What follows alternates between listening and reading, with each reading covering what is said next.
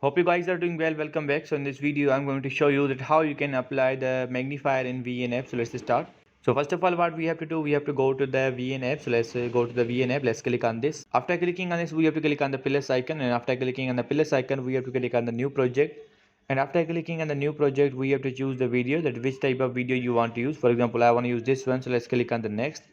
And after clicking on the next, you will be redirected to the editing mode. Now simply what we have to do, we have to scroll this, and after scrolling this, we have to go to the magnifier option. So let's click on the magnifier, and now you have to choose that which type of magnifier you want, like the square style and all the provided here.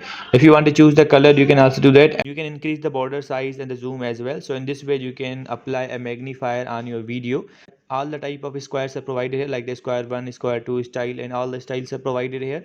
You can also zoom it more, and you can change the border as well, border size and the border color as well.